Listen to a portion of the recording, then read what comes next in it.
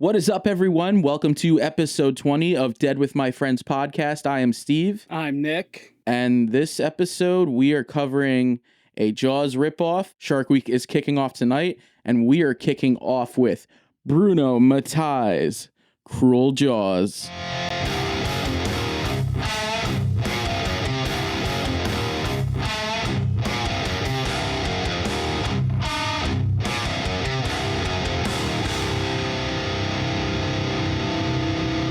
So how you feeling today, Steven? I'm feeling pretty sore, but I'm feeling good, man. My heart feels full. Last night, it was a show at the Grange in Newburgh, kind of a newer venue.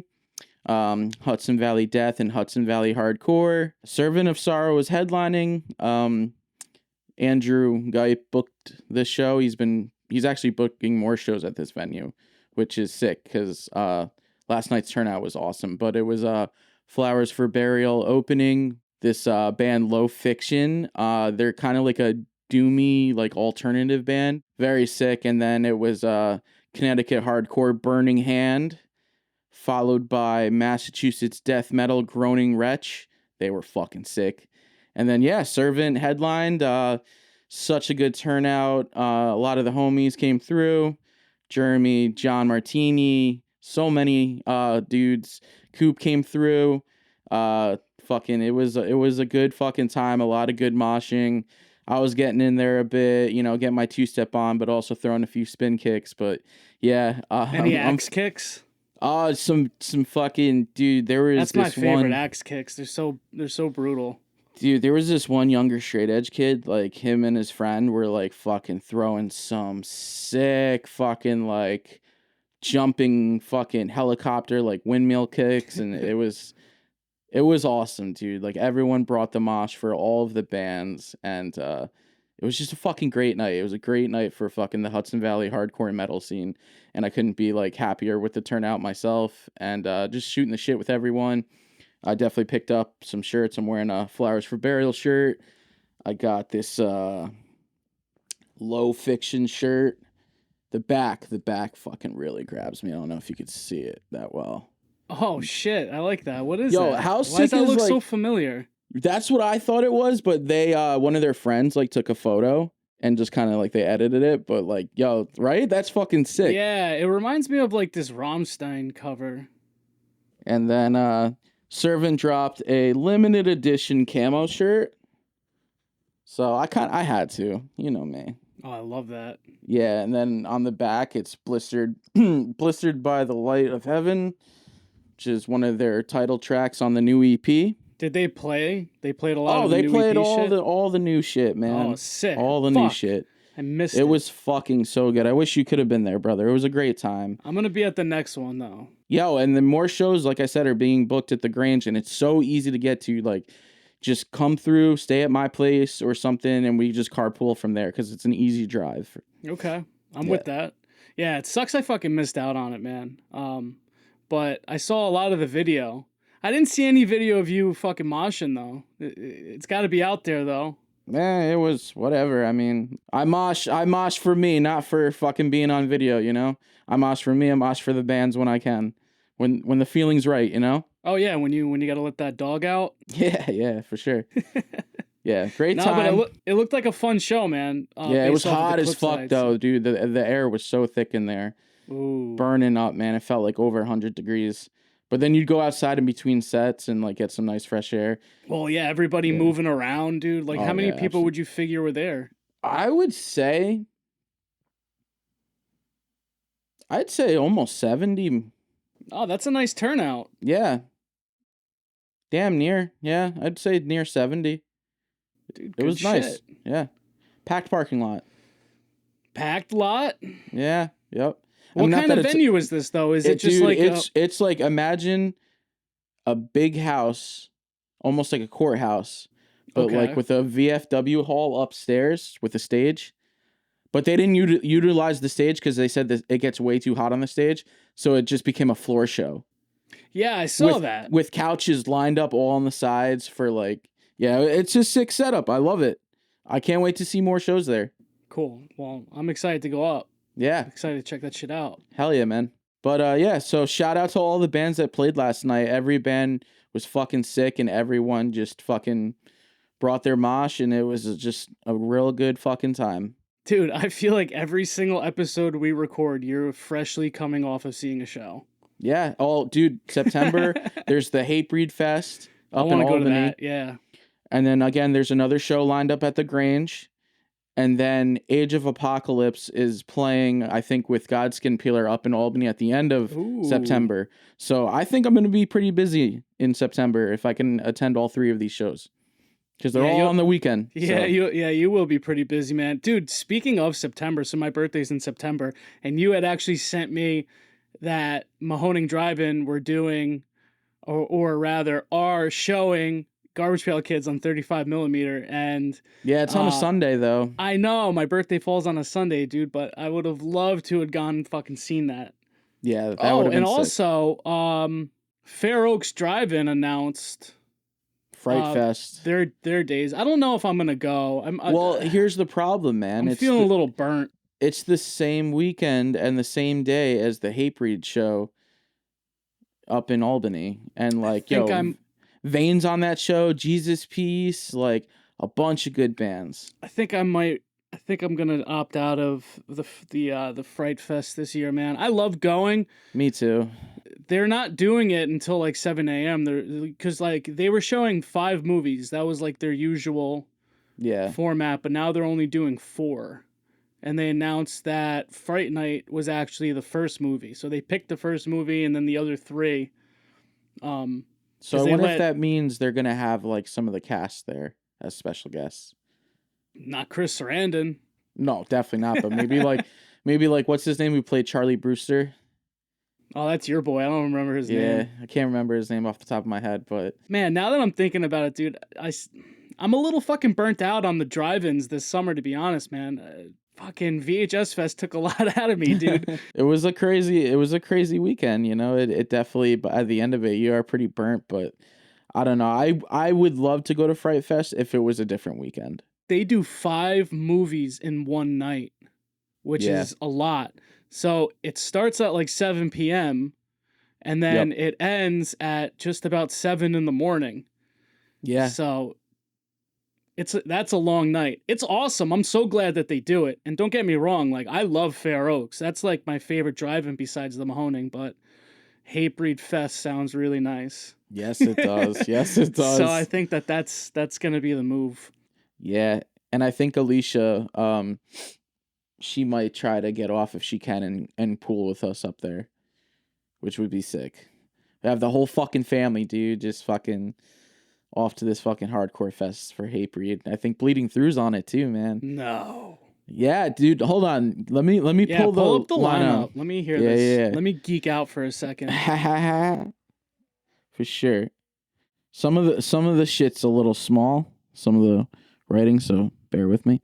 All right, so this is what's going on. It's called Born Dead Fest, and it's Hatebreed, 20 years of the rise of brutality. Fuck Sick. Yeah. We got Bleeding Through. Oh, you were right. Vane FM. Sick. Pain of Truth. Fuck yes. I don't know Pain of Truth. Fucking Long Island hardcore. They do a lot of shit in the Hudson Valley hardcore. If they're on that bill, then I assume that they're fucking sick. So Desolated. Okay. Jesus Peace. Sick. No Bragging Rights. Sick. The Banner. Fucking New Jersey hardcore legends. Let's see. Brick by Brick. Downswing. Freeze MF. Ghost Ship. Sick. Mouth Breather. Mouth for War. Oh yeah, I've actually they popped up on my fucking Spotify. Mouth Breather. They were sick. Mouth for War. These Streets. And Your Spirit Dies, which I'm a big fan of Your Spirit Dies. That's a solid lineup, dude. That's a fucking incredible lineup. And that's all one day? That's all one day. And then there's a day 2 on a Sunday. But it's also AEW, what is it? All In or All Out. And I kind of want to watch that. But day 2 is Integrity, Madball, Soul Blind, Hudson Valley. And Fury of 5. Hold on, and I think there might be Yeah, actually, there is more. 156 Silence. They're sick. They're playing. I love them. Yeah, dude, they're sick. Actor Observer, Edict, Wisdom and War, Concrete Ties, and more bands to be announced. But yeah, I'm definitely trying to make day one since that's on a Saturday. And then day two, enjoy some AEW pay-per-view. And then I think I'll rest have... up from all the fucking... Oh, yeah. And then I think beatings. I have, with my new job starting, I think I have off because it's Labor Day. Labor Day, yeah. So. All right, cool. Yeah. That sounds like it's going to be fucking sick, man. I'm hyped for that. Yeah, for sure. Yeah, what else has been up, man? You got anything new? Any new releases? Not a whole lot, man. I've just been watching a lot of movies. Yeah, no, I was able to actually grab 3 titles from Error 4444. I was able to get Red Spells from them. Red Spells Red, Centipede Horror, and Fatal Termination pre-order. So I'm excited. I heard about that's that. like 80% sold out now. Yeah, 80% sold out, man. I love that label, dude. I actually you have it too. Their first release, Anatomia Extinction. That is the prequel to Tokyo Gore Police. That which it is. I fucking love Tokyo Gore Police. Both great movies, man. Very Hell happy yeah. to have these in the collection, but I had missed out on Red Spells Red. And Centipede Horror. So when they had went up, they had some copies left from the last drop. So I was able to actually grab those. So I'm super excited to fucking get those. But nice. I've just been watching a lot of movies, man. I went and I saw the new Insidious. How was that? I thought that was pretty dope. I liked it, man. I thought it was good. Speaking of Insidious, I'm so sorry. I forgot to mention, also at the show last night was friend or foe of the show, Jamie. Yeah. Him and his wife, they saw the new Insidious as well. And they thought it was okay. They weren't too hot on it. Enough time has passed by to where I think he can go back to being a friend of the show. Okay. He was the foe for a while, but I've since gotten over it. Yeah, we were shooting the shit, and he says what's up too. So cool, man. Well, what's up, Jamie? So they said it was okay. They said it was okay, like that kind of okay. I've liked them all except for like the fourth one. Yeah, the last key. They're a fan of them all too. Yeah, I've seen them all in theaters. It had some good scares. It had some good scenes. The kid that plays Dalton in it is a really fucking good actor. So it had some good acting in it. The score is always good, Joseph Bishara. But I liked it, man. I'm happy that I got to see that in the theater. I also saw Oppenheimer opening day. And I mean, I'm a big Chris Nolan guy, but I guess just like those biography type movies, historical biography type deal movies just really aren't my thing. It was just a lot of talking. Dude, visually it was great. Visually, it was great. The score was awesome. The acting was great, but it was 3 hours, dude. Fuck that. Intermission. I cannot sit through a movie of 3 hours of just talking. I don't care if it's just Christopher Nolan dialogue. Like, that's not enough for me. Well, Christopher Nolan 100% made this movie only for himself and other like diehard historic history buffs, man. I mean, yeah, the whole thing with Oppenheimer, like, it was a big deal in history, of course.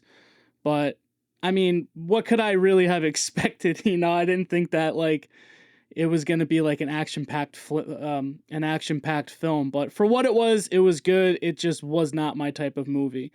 But then Real quick. Yeah. The only good thing I could say that came out of the atomic bomb was the birth of Godzilla. There you go. And shout outs to fucking Godzilla -1 teaser. I've been watching it nonstop. You got to pick up the figure. You don't got to dive totally into figure collecting, bro, but that is a sick figure.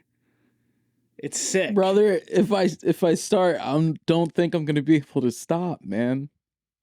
You might be right. Dude, collecting like fucking Japanese figures, especially like kaiju figures, and then like trying to get all of my old Godzilla figures back on top of like fucking the Seth MacFarlane fucking figures on top of Teenage Mutant Ninja Turtles that I want back that I used to have. Like, don't even get me started. But yeah, that model I sent you was sick. Well, maybe you'll consider getting it, but yeah, We'll see. But I agree with you. That's the only good thing to come out of the atomic bomb, dude, man, was yeah, Godzilla. yeah, that's the only kind of like atomic bomb related shit I want to watch. But other than that, dude, so leading up to us covering Cruel Jaws and today being the premiere of Shark Week, I've honestly just been watching a lot of shark films, dude. Oh, sick. So I started with Cruel Jaws, obviously, and then I went on and I started watching other movies that are directly and indirectly related to Cruel Jaws, but we will definitely get into why that is. So, yeah, so on this episode, we're talking Cruel Jaws, also known as Jaws 5, right? Yep. And then in some areas, it was known as The Beast. So it had 3 different titles. It was directed by William Snyder, which is the pseudonym for Bruno Mattei. Or Mattei. Yeah. How do you say his last name? So some people say Mattei, some people say Mattei. I say Mattei. I'm going with Mattei. I've always said it as Mattei. But I heard you say Mattei earlier, and I know that you're more of a fan of Bruno than I am. Or you know more. I could have sworn I said Mattei. I don't know. Either way, it doesn't fucking matter. I think we're both we're tomato at this point. But yeah, dude, like this movie is great. This movie, in my opinion, is the king of ripoffs. Yeah, as far as sharksploitation films go, dude. Yes, the king. Dude, he is the king of Italian ripoffs. The Italian Ed Wood. Yeah, man. Or the poor man's Joe D'Amato. The first man. Yeah, absolutely. That's what they call him. Yeah. So, I had gotten introduced to Bruno Mattei. Mattei. So now you got me doing it, you fuck. By watching this film called Hell of the Living Dead, which is a Dawn of the Dead ripoff. It literally uses the Goblin score, and there's literally a SWAT team that is just like fucking Peter and Roger from Dawn of the Dead. So it's great. It's with ridiculous stock footage. Like Bruno Mattei is always known for using these B-roll stock footage at random points. And he's fucking great. I mean, come on, dude. He's done Shocking Dark. Mm-hmm. He helped do Zombie 3. Fucking Rats, The Nights of Terror, which is a fucking insane flick. Wasn't Shocking Dark the slip cover with the Terminator on it? Yep, it's Terminator 2 on the slip cover. And then Severin, this release, which I missed out on the slip, it was the Jaws 5 slip. Oh, yeah, okay. They did a limited run of the Jaws 5 slip. I love that though. Yeah. And then they say like shit where it's like the absolutely unofficial, not the actual artwork. They did that with that Evil Dead one. What was that? Like Evil Dead 5 or some shit? Yep, I have that aka La Casa 7 or 6 or yeah, there's like a bunch of La Casas. Because Evil Dead in Italy is La Casa. Yeah, the house. I have that somewhere over there in my collection. I mean, based off of everything that you're saying about him right now, he applied all of that to Cruel Jaws, man. Oh, yeah. Without a doubt. I mean, there's literally like footage from Jaws 2 in there. In Cruel Jaws, he literally ripped footage from every single Jaws movie, Joe D'Amato's Deep Blood, and mostly footage from this film called The Last Shark. Like, Cruel Jaws has its own storyline, but they based and written that storyline around the footage that they had stolen, which is fucking crazy. And I had to, like, look this up after I'd seen the movie, and I was like, did they get fucking sued at all for any of this? Universal sued them, which didn't allow them a North American release of this film. And I mean, somehow, like all great things eventually, come to the surface. I guess it made its way, found its way to North America, and it went to straight to video. But it's a fun movie, man. It's super fucking silly. Shout Factory almost put this out, but due to like the legal issues with it, like they ended up not. And then thankfully we have boutique labels like Severin Film who will literally scrape from the bottom sometimes and just put these out. Oh, this was scraped from the bottom, from the depths. Yes. So I wanted to actually ask you, did you end up watching the Snyder cut? So there's two cuts. I did not. I watched the Matei cut. I watched it 2 times, man. I watched the Matei cut and I watched the Snyder cut. I thought that was pretty funny. So on that Severin Films release, there are 2 versions, same menu and all that. Like depending on which one you choose, there's only like 2 special features on the disc. I actually don't even have my disc near me, so you might end up having to read the write up when we do so. But Okay. but yeah, so the Matei cut was actually a lot better. There's no Okay. difference other than the fact that the Matei cut is, I think that's sourced from an original camera negative. So in HD, it just looks a lot better. It's all restored and everything. And then the Snyder cut, it's super raw. It's got a lot of scratches and dust and imperfection. And some of the blacks are real crushed. And then the whites are really white or really, or like too bright. And I think that was actually sourced from a print. And it's only like 1 minute longer. Okay. What that 1 minute is, I have no fucking idea. I wasn't able to really tell. But when I was like, all right, I'm going to watch it a second time, I have the option. I'm going to just watch this one. But yeah. So, well, brother, I'm happy that because you had reached out to me and were like, should we watch the Matei cut or the fucking Snyder cut? Wink, wink. yeah. And I'm like, yo, you always got to go with like the true director's cut. And I'm so happy that we did because I did not watch the Snyder's cut and I would have been a little bummed based off of like what you're telling me. You would have been watching the same exact movie other than the fact that it just looked shittier. Yeah. So, like the day to night shots that they did, like all the day to night shots that they did on the beach were really bad. Yeah. Yeah. Plenty of that in this one.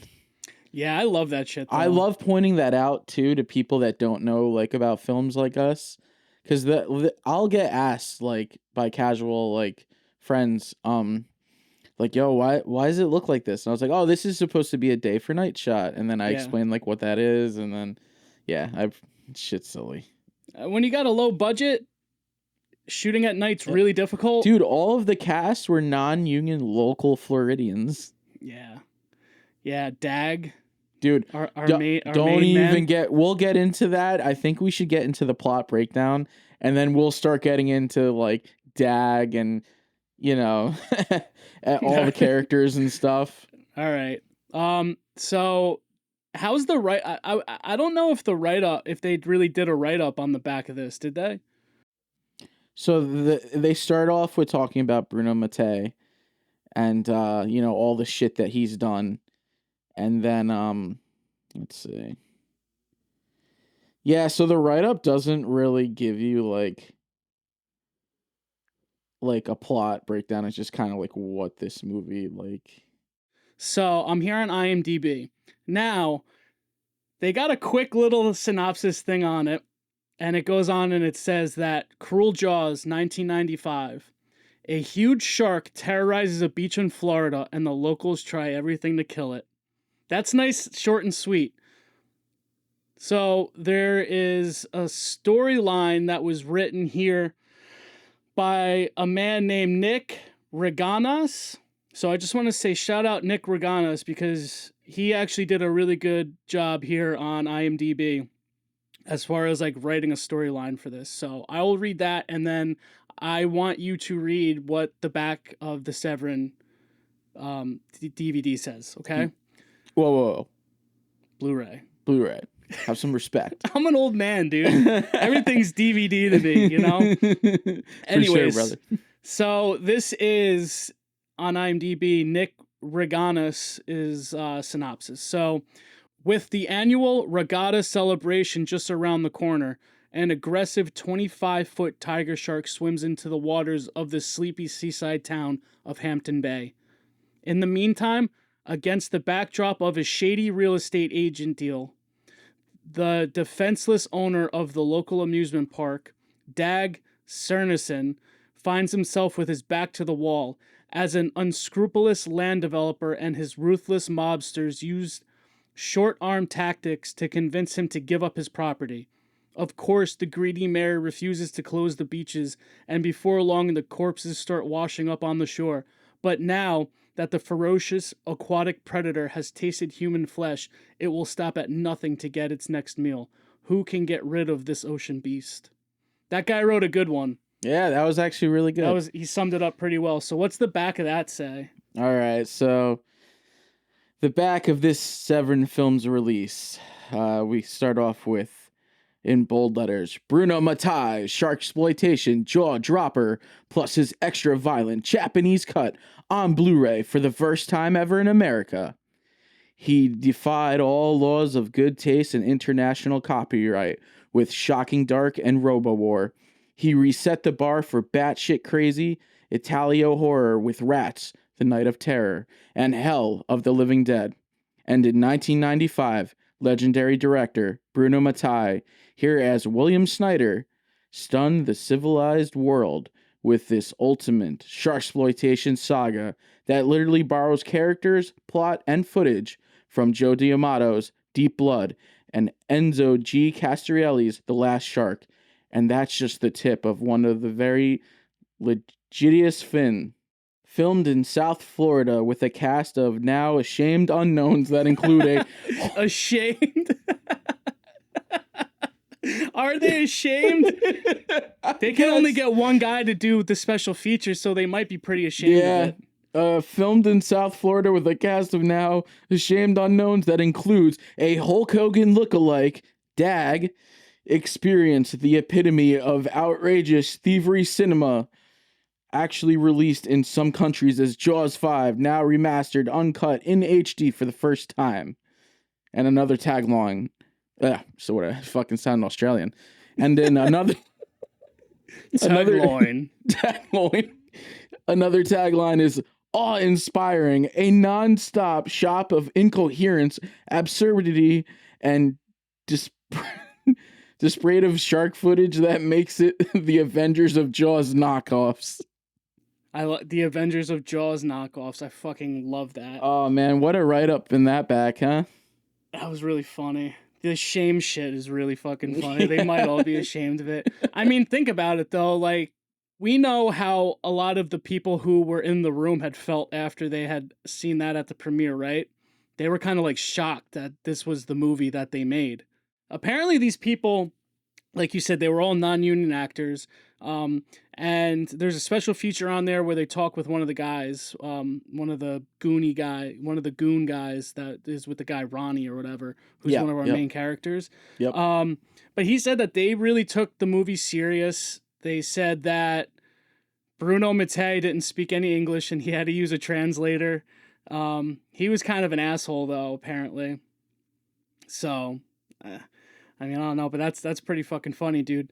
The Avengers of ripoffs. Jaws ripoffs, yep. I mean, dude, that was the thing that appealed to me with this movie, was that it was a Jaws ripoff. So you know me, man, like I love a good ripoff, but this is the ultimate ripoff, dude, because it rips off all of the fucking ripoffs. So it is the ultimate ripoff of shark films. Absolutely.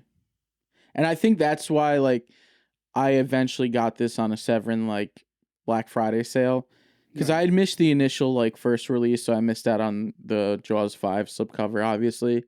But then something just was like, yo, pick this up. It's Bruno Mattei. Pick it up. And, yeah, I'm happy I did, man, because after watching this 3 times over the weekend, it's a silly, fun movie. It's silly. It's fun. It's got bad acting. It's got bad dialogue. It's got bad delivery.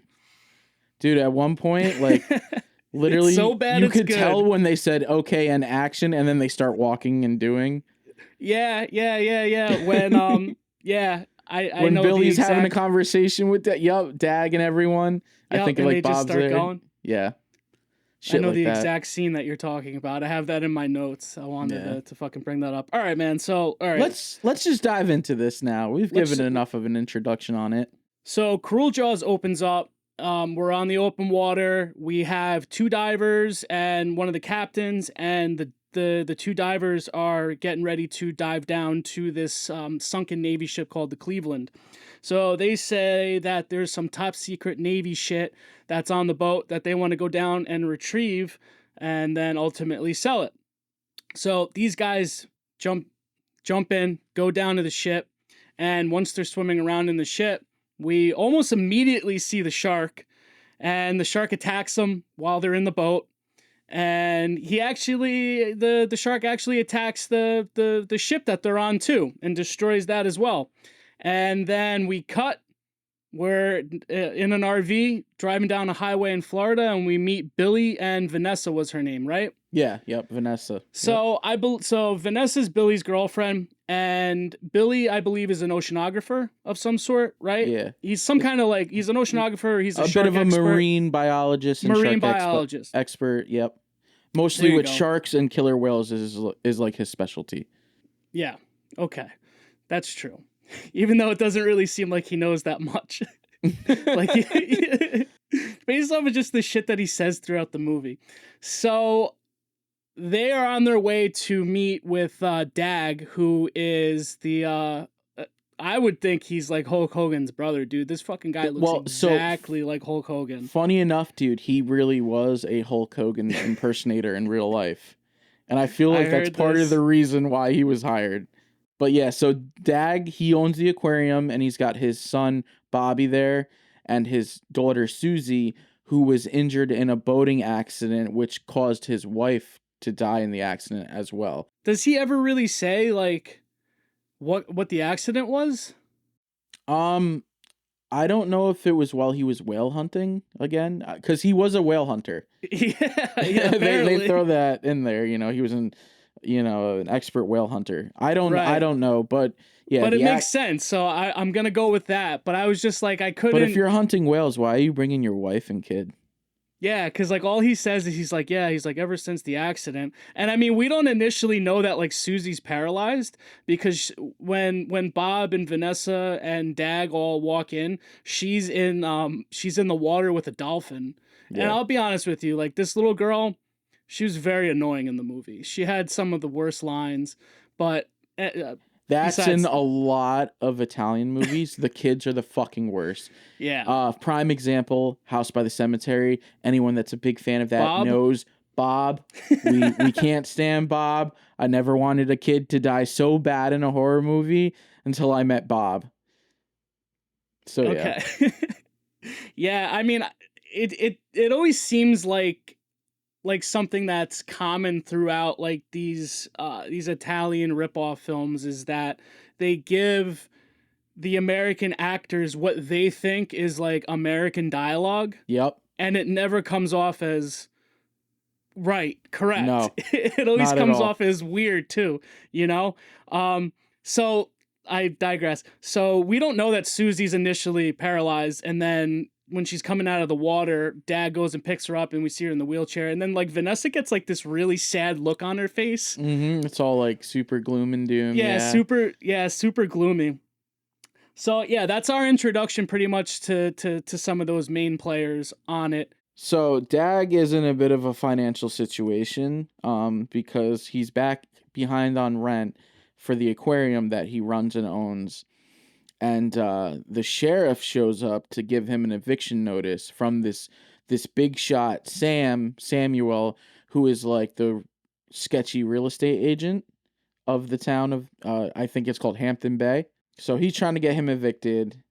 And but then the sheriff's like, "Oh, Billy, you're in town," because Billy's a local. I don't think he's like a family member, but like. Yeah, I don't really know what Billy is. Maybe he was just like some dude who like worked at the aquarium and then went off or something like that. Yep. Yeah, like, because that's probably something common that ends up happening is like, he could be like some local kid who worked at the aquarium and then went off and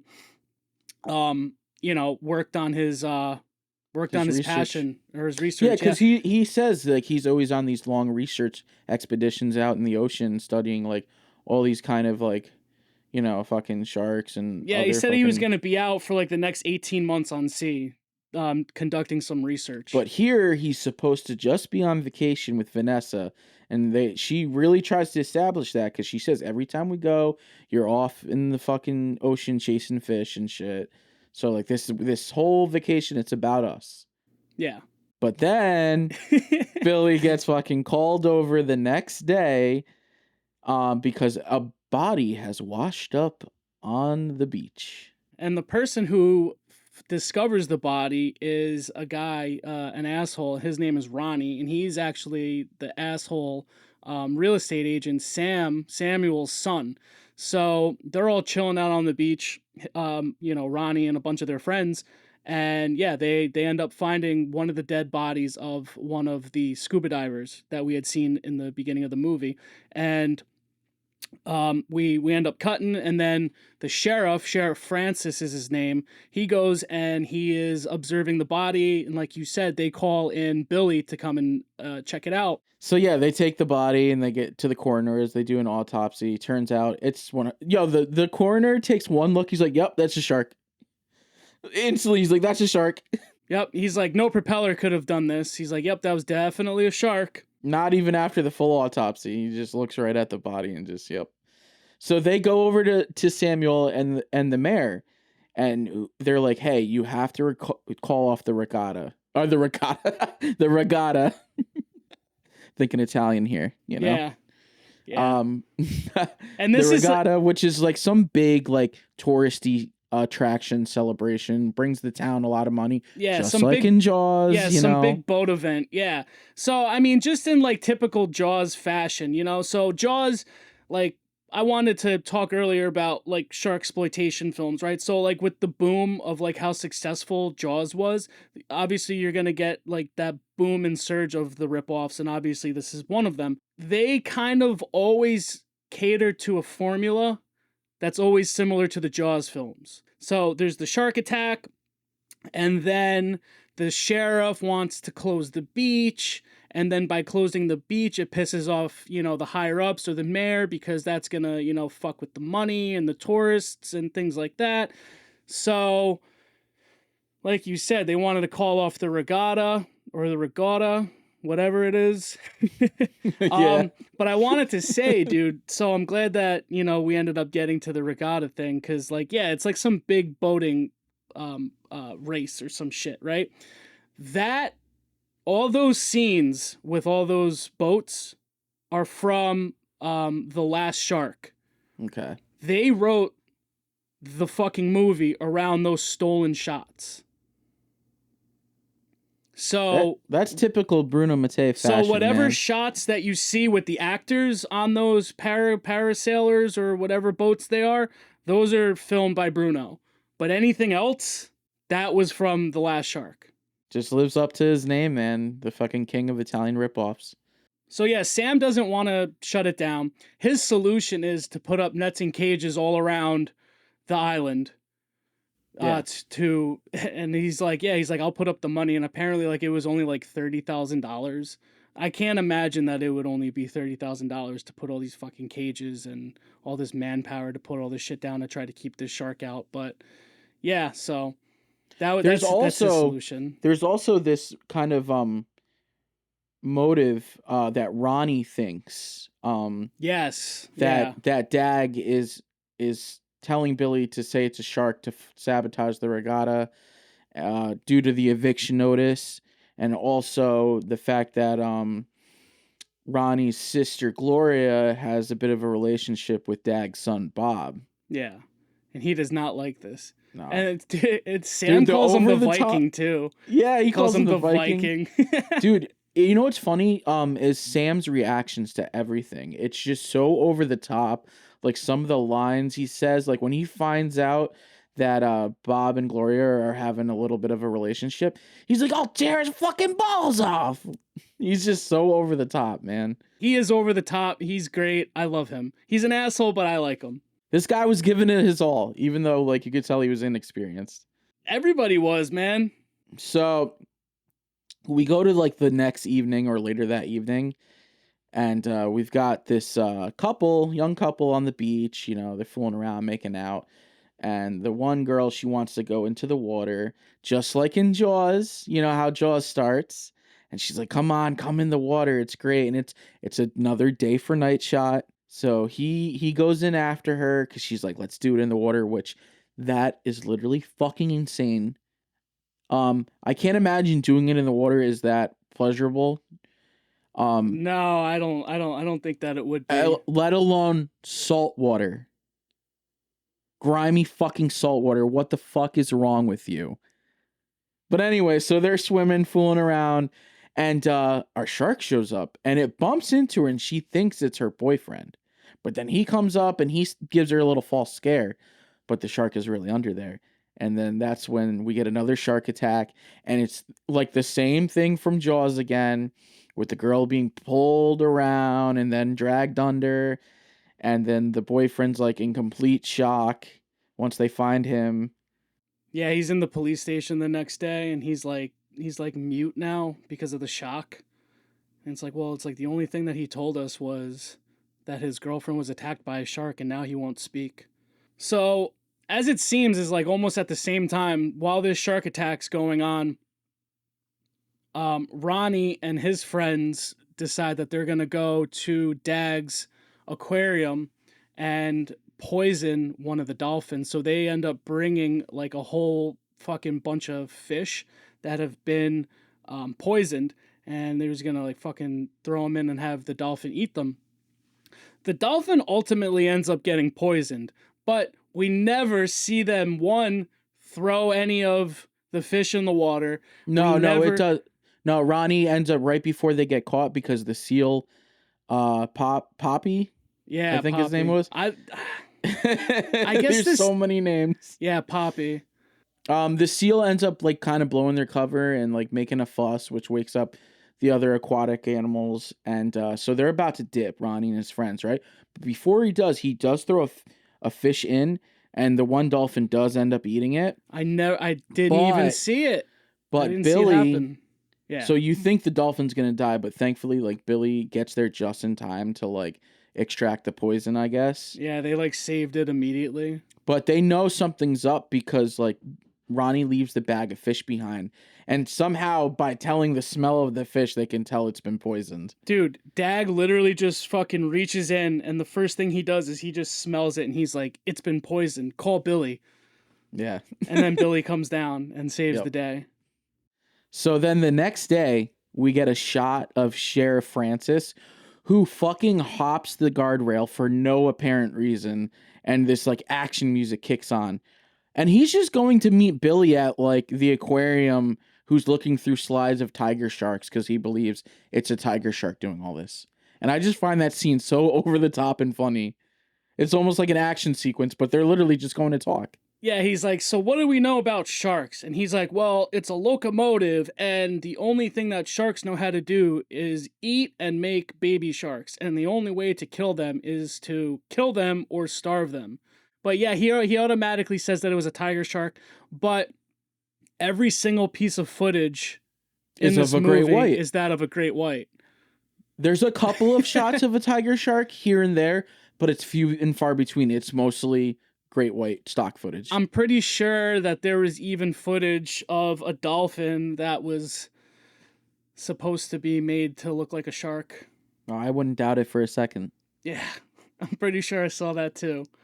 Yeah, so we're back at the aquarium. They're talking sharks, Francis and Sheriff Francis and Billy, and just like, you know, how the Regatta is just a total open buffet for the shark.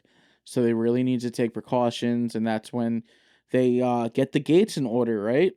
But at the same time, keep in mind, Billy and Vanessa are supposed to be on vacation, so they have a bit of sexy time, right? But it gets interrupted by Sheriff Francis later that night.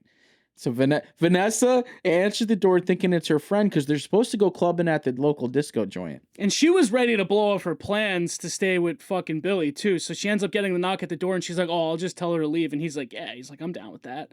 And then it's Sheriff Francis. And then what happens? He wants Billy to come down to check out the shark cages and fencing and all that. And Billy's like, yeah, I'll go down quick. And Vanessa's like, what about us? I'm tired of playing fucking backseat to these fish. What an And asshole, dude. He's putting his work first, just like yeah, she didn't want. And this ends up pissing her off, and then dude, she ends up going out with her friend clubbing. but not before she says, Billy, I want you to find the highest building so you could jump the fuck off it. She's fucking mad. Dude, she was fucking livid, man. So yeah, she takes off. Billy goes with the sheriff to check out the shark fucking fencing and shit. And that's where she ends up like hooking up with like Ronnie because he's at the club and he's like, oh, where's Billy? And she's like, oh, he went off to play with his fish. Yeah. So then they take off to the beach for a little fun time because she's like, fuck it. I'll get attention she's just elsewhere. letting loose at this point. She's fed up with Billy. Yeah. And I think so any they go woman over. would have been. They go over. They're having a little makeout session in the fucking ocean.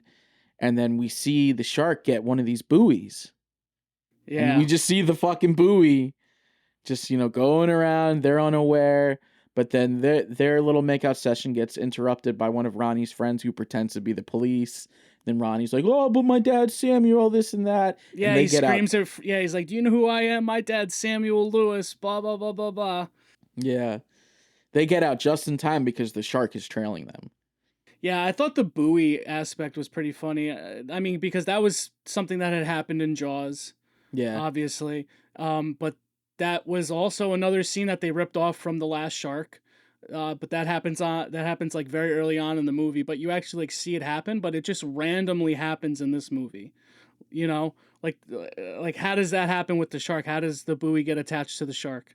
And I think we only see it in like one scene too. Yeah, it like jumps up and bites the buoy, which is funny because like as it's doing that, Vanessa's one friend who's also like kind of has a thing with Ronnie as well, it seems. She's like, "Oh, look at the shark." Just all casual, watch out for the shark as it's just popping up fucking biting the buoy. It's I don't know. It's a very weird sequence. The next day, it's things are getting into motion with the regatta still happening, everything's set up, all these precautions. And it's funny because there's this one foreign couple who are like, hey, we're here to see the shark that's been like eating people. Yeah, and Francis is on the beach and he's just like looking out with the binoculars. Yeah. They were like an Australian or New Zealand couple. Yeah, it's so funny too because like the fucking Sheriff Francis is like, we got it under control. There was a shark, but now it's gone, and we're just taking precautions. And the son of the foreign couple is like all butthurt about it, and he's like, "Oh, no shark," and his dad's like, "Shut up!" Yeah, and smacks him. Yeah, it's like, what the fuck, man. So similar to Jaws, we have like the Coast Guard flying around the ocean, and they're looking out for sharks to make sure that the beach is safe and that they can continue on with the regatta. And they end up seeing a shark in the water, so they fly over to it and they end up shooting it. And then we have a cutscene, and they're dragging a tiger shark out of the water. So they're pretty certain that this is the shark. So everybody has this false sense of security now because they're like, okay, oof, yeah, everything's good. The shark's been captured. But similar to Jaws, it obviously isn't the right shark, and the real killer's still out there. Yeah, because Billy, he's like, you need to cut open the belly to see or the stomach to see what it's been eating. That's how you'll know for sure. And of course, Samuel's fucking enraged. He's like, are you fucking crazy? You're out of your mind with this shark shit. Yeah, he's like, drag this shark out to sea. It's going to be stinking up our town. And then he has a bit of dialogue here with Dag, because him and Dag are talking. And this is actually one of my favorite lines in the movie. So I mean, it's no surprise that they don't like each other. Sam is really pissed that Bob and Gloria have this thing going on.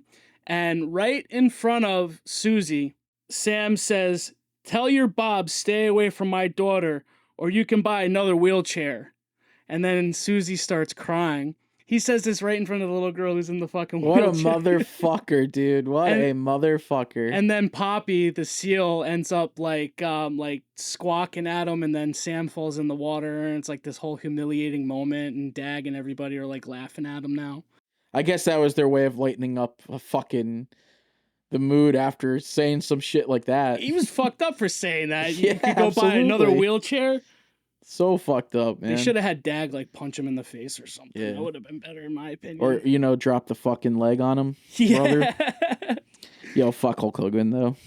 So, yeah, the regatta's happening. It's full in motion. We're here.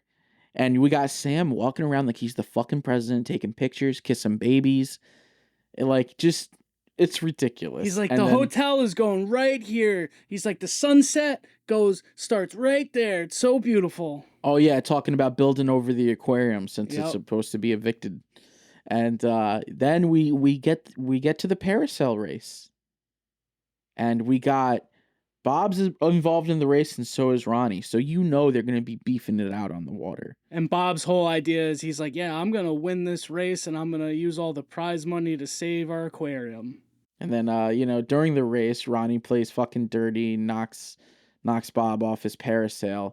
But our fucking shark comes and crashes the race. Yeah, and this is a pretty chaotic moment in the movie. Yeah, because it takes out Ronnie's fucking parasail, like takes out half of it, and then starts going after the other tourists and even attacks like the pier and knocks it down, which there's so much chaos going on, and Susie's just chilling in her wheelchair trying to watch the race, and fucking somehow her brakes get knocked and send her flying into the water. So you're like, oh shit, the shark's gonna get her. Vanessa sees this. She dives in while all these other tourists that have fallen off the pier are getting eaten. They're able to save Susie, but Vanessa is not able to get out in time, and she gets eaten by the shark right in front of Billy as he's trying to pull her up. Didn't see that one coming the first time I watched this. He watches his girlfriend die, man. And I don't even know if they made up at that point, so that makes it even worse. I don't, yeah. So, yeah, here's the chaos, just like, again, in Jaws, where the mayor's gone too far. And it's funny because, a lot of, like, what's been going on beforehand has already kind of made the news. But after this disaster, someone pays a visit to Sam's house. And it's like this mob guy, right? Yeah, he's smelling the cigar. Yeah, he's like sent from New York. And, he's like pretty much like, we got a problem here. And you either deal with the shark or you'll be dealt with. Because the higher ups, the big bosses in New York, ain't happy. So it turns out, yeah, Sam's involved with the fucking mob. So that's probably why he's got so much money and has been successful as he is. The mafia guy ends up leaving Sam's house. And then we have what I would consider, and you probably as well, the scene similar to the scene in Jaws, the Quint scene, when they're all having like the meeting, talking about like what we're going to do in order to capture this shark. And then Officer Francis tells Samuel that you need to put out $100,000 reward for anybody who can kill the shark. And so now we've got all parties are involved. Sam's son Ronnie and his friends, Billy, Dag, and Bob, and Dag is given like a brief kind of like a lesson on tiger sharks and like how to kill them, because Ronnie's like, oh, this should be a fucking walk in the park, and Dag is like, no, it's not. You have to either shoot in the head or just under the dorsal fin. It has to be precise. Now that have some more respect for the shark. Or as we like to say, fear the shark. Fear the shark, yeah. Yeah. Always fear the shark. So this sets everybody else on this journey now to go and kill the shark. And then there's like this really awkward scene with Dag and Bobby and everybody on the boat. And when they're leaving the harbor and they're like just awkwardly waving, like awkwardly long to Susie and Gloria. And the then they best part of that scene is as the bridge draws and they're taking off, what do we hear? The fucking Star Wars theme? The fucking Star Wars theme minus 3 notes so they wouldn't get fully fucking... I was waiting for it to hit, and I was like, holy shit. It hit me like the second time. I was like, am I really fucking hearing this right now? Yeah, no, they ripped off of the Star Wars theme, which is really ballsy. Yeah, minus like 3 notes. They left out 3 notes, the crescendo. Dude, he had balls, man. He didn't give a fuck, huh? No shame at all. So yeah, we get to Ronnie and his fucking hunting party, right? And it's funny because Ronnie's girlfriend or whatever she is, she pulls out this roast and she's like, "Oh, it's my mother's roast," and it's totally like the dock scene with the 2 guys trying to reel in the shark. He's like, "Yeah, this was my wife's roast, so we better get this shark." So they bait the shark with the roast, right? Then we get a nice pop-up mechanical head of the shark, which looks pretty good. And then some stock footage of like an actual shark biting like, bait. And Ronnie kind of chokes and he has a chance to shoot it, but he chokes up. And then when he finally does, like the shark like knocks like one of the sails, which knocks Ronnie into the water. So everyone in the boat's panicking. Then Ronnie's girl takes a fucking full container of a gas can, if you will, and she starts just pouring it. Yeah. And it's pouring out all over the boat. And one of Ronnie's friends shoots a fucking flare, which ignites everything. Right next to her. Right next to her, and it explodes, and they all fucking die, and it's great. And then Dag and his crew guys, they hear the explosion, and one of the guys mentions, he's like, "Yeah, somebody was probably messing with some kind of like dynamite shit, cause like dynamite fishing or something like that." And then Billy was like, "No, couldn't have been. This happened above the water." But then like the Coast Guard shows up, and they tell the hunting party to go back, and we got Sheriff Francis in the chopper, just like, "Oh, just go back, go back." One important thing that we have to say about before Dag and them end up going back to shore was that Dag's boat ends up getting tangled, right, in some kind of fishing line or something, some kind of fishing net. Bob jumps into the water to cut it free. And when he's swimming in the water, we get another shot of the Cleveland under the water. Above the water, Billy's got like some sonar thing that's going on because he's like trying to track the shark. So ultimately, Bob ends up getting the boat free, and then he goes up, and then Billy asks him, he's like, "When you were under there, did anything strange happen?" And he's like, "No, not really." And then he mentions that there's a shipwreck directly underneath them.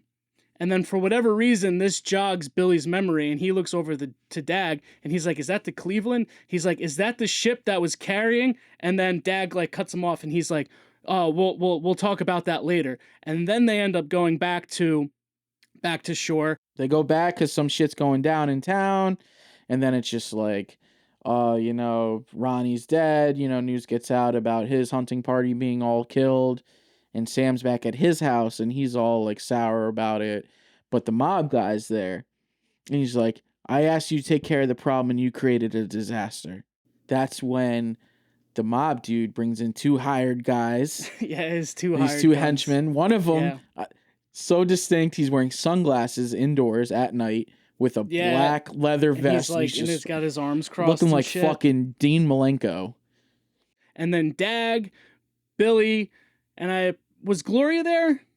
Yeah, I think so. They were all kind of going over this map of this of the area where they were, and then isn't this where we find out like the reason for the shark being in the water?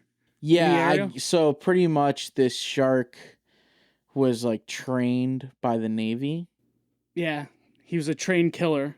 Yeah, and do you understand how fucking ridiculous that sounds? He says something. He's like the Cleveland was a Navy ship that was carrying a shark born in captivity, and they were doing some experimental Navy stuff, and they said that based off of the shark territorial thing, that's where the shark lives. So they're like, we have to destroy the ship, and if we destroy the ship, we destroy the shark.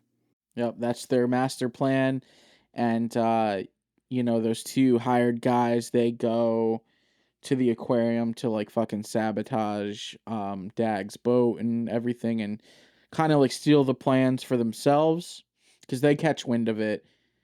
And they go out, and they're like, they go right over to the, what is it called? The Oh, the Cleveland. The Cleveland. I almost called it the Columbia. I don't know why, but yeah. So they go out to the Cleveland, and they're diving in there to get whatever, because they know about the shark being trained by the Navy. They know like shit being down there, like some Navy fucking equipment. And we get a great shot of the shark head like eating the one sunglass wearing dude diver. It looks awesome. And then the other dude who's on the boat still with the shotgun, he's like cursing out the shark. I forgot what he says. It's something funny though. But yeah, the shark just like takes out the boat and him. And yeah, so there goes those two. And that's when Dag, Bob, and Billy go back out and set sail because they want to carry out the plan. Yeah, so ultimately, like what ends up happening with all of this is that they have like this little sonar box that they were going to use to attract the shark. Bob and I think Billy are already down. They already dove down into the ship and they're fucking just rigging the whole thing with dynamite. And then we end up getting kind of like this scene where the shark is like attacking the ship again. And then Bob, right? Bob and Billy end up getting out. They end up dropping the sonar machine in, right? So Bob makes it out, but Billy's stuck down there with the shark circling around. And then he's able to rescue Billy just in time before they're ready to set off the trap. And there's also, we failed to mention, there is another aquarium worker who's accompanying them this whole time. And so him and Dag are like shooting at the shark, fighting off the shark. So that way Bob can get to Billy and rescue him. And then they get back onto the boat, and that's when the trap is set. And they hit the button to explode the dynamite, and we get this sick shot of the fucking shark's head exploding off. It's so dope. And they kill the shark. Yeah. And then that's it. And then, you know, everybody celebrates, and Dag and his guys were the ones who did it. Therefore, they're entitled to the $100,000 reward, and that saves the aquarium. Yeah, and it's just a happy ending there. And then we get the Cruel Jaws, almost like the Jaws opening. The movie ends with Cruel Jaws and the same kind of opening shot, just like in Jaws. And credits roll to the Star Wars theme again. I had fun with the movie, man. I enjoyed it. I enjoyed it the second time around more so. I think it was just a little bit more entertaining, especially after watching the movies that it ripped off. I thought it was just much more entertaining. That's cool though that you went and watched the movies that it ripped off. I should have done that myself, but I had other things going on this weekend, of course, so I was like, I'm just gonna watch Cruel Jaws a few times. Yeah, you watched it 3 times. I was pretty shocked by that. Yep, I did. Well, because Friday night, so I ended up getting mandated at work, so I didn't get back home till later Friday night, and I was doing some other shit beforehand, so I watched Cruel Jaws very late at night and was kind of struggling to get through it. So then I watched it again yesterday before the show, and then I watched it today and took some notes. Yeah, I did the same, man. I watched it Friday, and then I watched it this morning before my race. And yeah, and I watched the Snyder Cut. Took my notes. But it's a fun movie, man. Yeah, this definitely is in the slew of Sharksploitation. I say this one, even though it to most is bottom of the barrel, for me, kind of rises to the top. Yeah, it's not by any means a good movie, but it's an entertaining movie. It is very entertaining. So bad it's good. Like I said earlier on, man, bad dialogue, bad delivery. Yeah. Ripped off of fucking everything. Cheap fucking B-roll. Yeah. I mean, at one point too, like there's even a fucking just a random B-roll of like a big old octopus just swimming around, and I was just like, is this necessary? Yeah, that was from Deep Blood. Oh, really? That was from Deep Blood. Does that tie in? Is there like a shark versus octopus fight? No, is it just B-roll? It's just B-roll. It's just so when we're just gonna when take the main more characters in Deep Blood are going down into the ship. So in Deep Blood, all the shots of the Cleveland in this movie are from Deep Blood. Oh my gosh. Yeah, all the shots of the Cleveland from this are from Deep Blood. And you know what's funny, dude? Had you not mentioned the Cleveland, I sometimes forget about that plot point. but in this movie, it's an important plot point. In Deep Blood, it's not so much of an important plot point. It's like, it is ultimately, spoiler, it is ultimately where the shark lives, but in Cruel Jaws, they give the explanation as it being where it was bred and kept in captivity. Therefore, it sees it as its home. But But in Deep Blood, it's not like that. I feel though sometimes the way this movie's edited, and maybe it was just like me overlooking it when I It's incoherent, notes, dude. It's not it's a coherent fucking. Yeah, it's like you almost forget about it sometimes. Yeah. And I Yeah. mean, sure, like sometimes I repeat myself and shit, and we gotta like backtrack, but that's because maybe there's always things that you see that I don't see, and then when we talk about it, you know, so it ends up coming full circle eventually. Because I saw that you had glossed over it, and I was like, oh no, we can't do that. The Cleveland is important in Cruel Jaws. Yeah. It's No, you're right. Not Although so. they don't fucking play it off as much as they like. They don't. Huh. Give me a second. The Cleveland, like, yes, it's an important plot point, but the way it's perceived and sequenced and edited, it's sometimes easy to overlook. Yeah. Yeah. Absolutely. Like you said, it's incoherent at times. Yeah, the way that it's edited, man. Like there's Yeah. even like there's a shot in this too, a random shot for whatever reason, of the dog on the beach. Do you remember that? Yeah. Like what? That There's was just a from lot of Deep. fuck- That was from Deep Blood. That was like from an important scene in Deep Blood, but it had no fucking purpose being in this movie other than just like being like thrown in. But it's just so funny. Dude, seriously, you should go watch the other movies. The Last Shark, that's an Italian one. Deep Blood, and I mean Jaws 2, Jaws 3, and then what? There's Jaws 4, right? I know it's Shark Week. I don't know if I'll have time for all of them, but I think I'm gonna seek out Deep Blood. Yeah, watch Deep Blood. So Maybe The Last Shark. yeah, so Deep Blood is the Cleveland aspect of it, okay? And Okay. then The Last Shark is the Regatta aspect of it, and the buoy. What would you say you like more, The Last Shark or Deep Blood? Ooh, tough. I feel like Deep Blood would be more entertaining just because it's Joe D'Amato. I'll go with Deep Blood. But there's another good one that you'd probably like because it's your boy Lamberto Bava. Yeah, He has one, and I think it's called Devilfish. Oh yeah, so it's like a prehistoric fish. I watched that last night, dude. That was really good. It's called Devilfish. Hold on, I'm looking at. I gotta look at my notes because it's not directly a shark, even though it comes out in that like sharksploitation era. That is still going on to this day. But yeah, it's like some giant prehistoric fish. Yeah. It has another name too, but yeah, that's actually on YouTube. I watched it on YouTube last night. But yeah, I mean, even though it's not a shark per se, in the world of sharksploitation, if it's in the water, I think it kind of falls into the sharksploitation. Like piranha would be in the world of sharksploitation, or barracuda. Alligator, barracuda. Yep. Movies like that.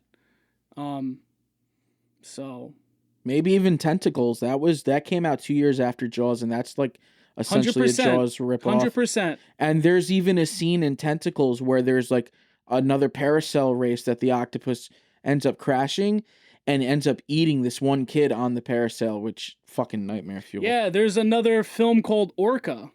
Yeah, Orca the killer whale. Yeah. Which is also sharksploitation. So yeah, after Jaws, surgeon fucking monster creature feature monster movies, shit like that.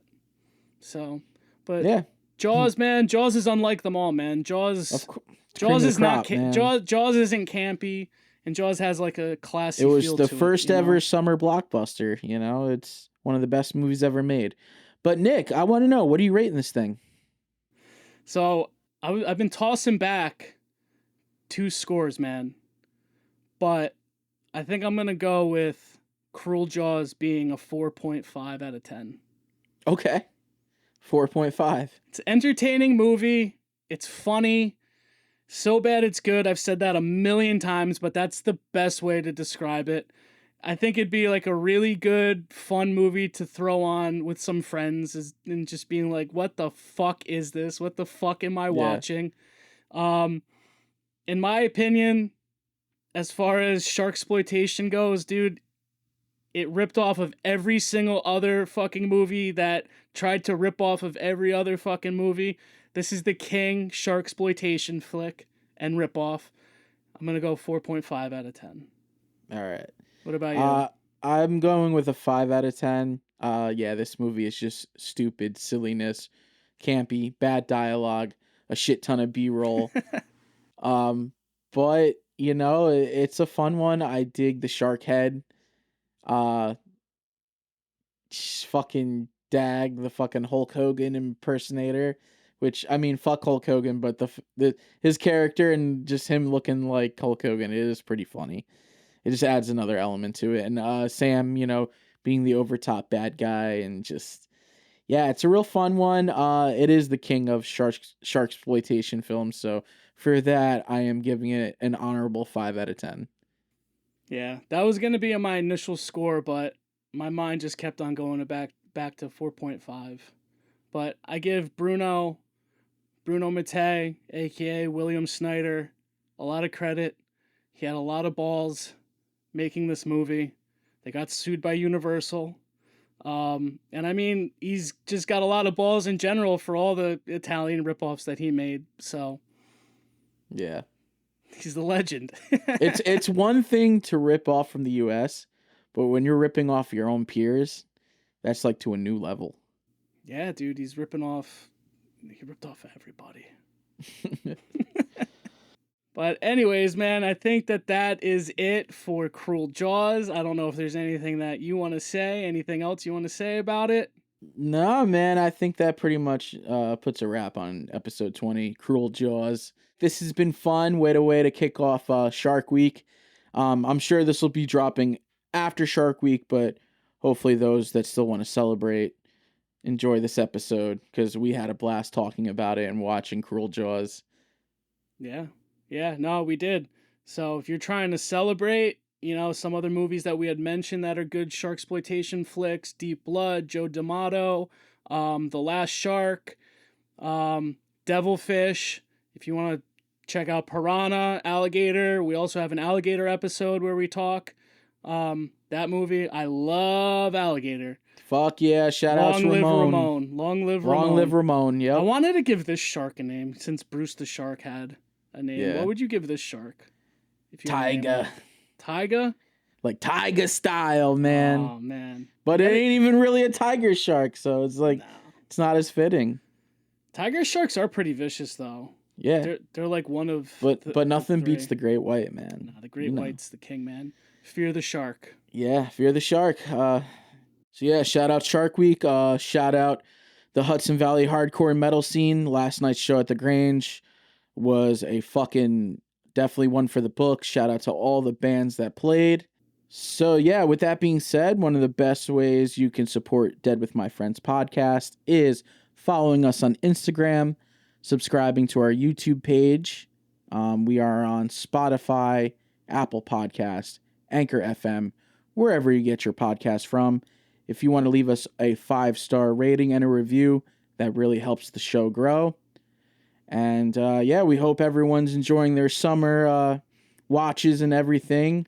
On the next episode, we will be coming back with another heater. Yeah, for sure. So until next time, everybody, peace. Later.